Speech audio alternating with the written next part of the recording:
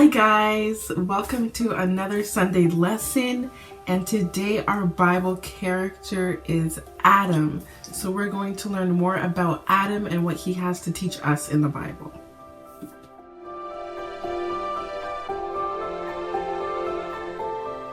When we read through Genesis 1:26, we learn a lot about Adam and then also Eve. So Adam and Eve together and how they get introduced into the Bible.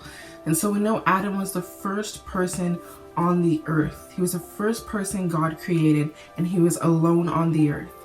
God placed him in the Garden of Eden before any other human beings came to be.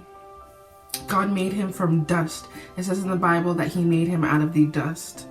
And that was how he made humans, and it was his greatest creation. It says that that was God's greatest creation, was creating humans, creating you and me.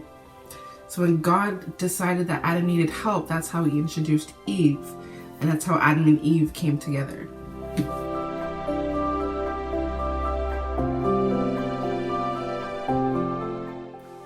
Adam was God's first creation. He was the first gardener. God asked him to care for the Garden of Eden.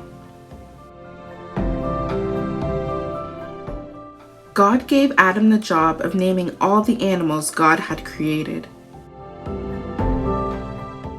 When God decided that Adam needed a helper, he created Eve.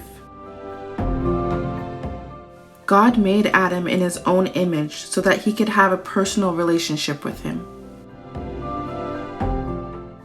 Later in the Bible, God tells Adam and Eve they can eat any fruit from the trees except from the tree of good and evil. He warns them that if they eat from the tree, they will die. However, they didn't listen and were tricked by the enemy to eat the fruit. They both felt so ashamed, and they tried to hide from God, but they couldn't hide from God.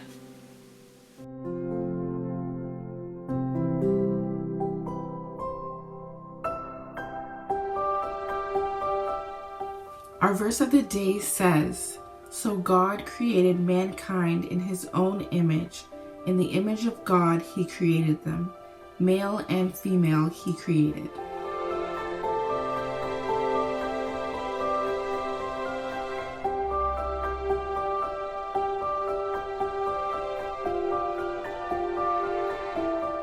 So when we read more about Adam, we learn through Adam and Eve's story that we were God's greatest creation. Although he made the sky, the moon, the stars, the sun, the birds, the animals, we were God's greatest creation, greatest thing formed. Everything that has ever existed has come by God's hands.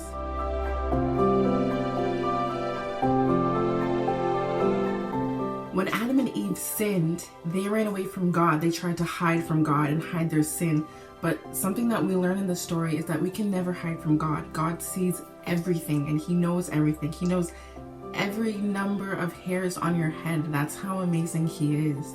And we need to remember that we can never hide from God. He sees everything, he knows everything, and he knows the details of our life because he wants to be involved in our life. He wants to have a relationship with us. And I think that's one of the amazing things from Adam and Eve's story, is that we can't hide from God no matter what. When you read the story, Adam and Eve are hiding and God says, "Where are you?" But God knows exactly where they are. He's just asking the question because he knows they're lying and they're hiding from him.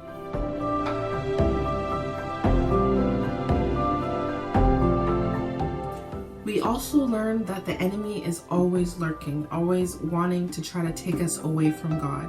When we read more of the story of Adam and Eve, we know the serpent came in, the snake that helped to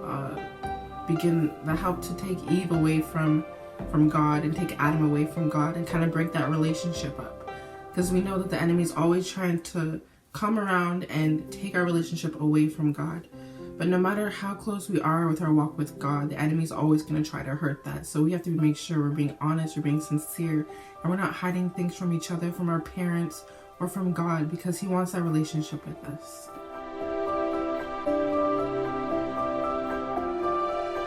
Lastly, we learn through this story that it's very easy to sin. And we all know this because we go through it every day. You have to think about the things you do every day and think, did you sin at all today?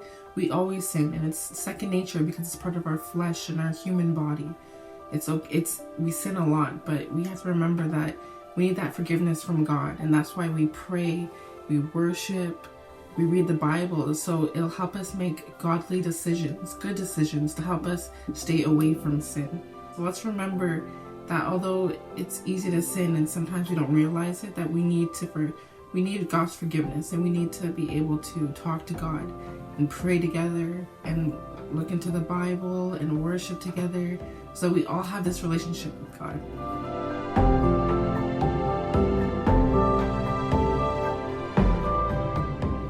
So that's what we learned today about Adam. But if you want to learn more, please read through Genesis 1:26 to Genesis 5:5.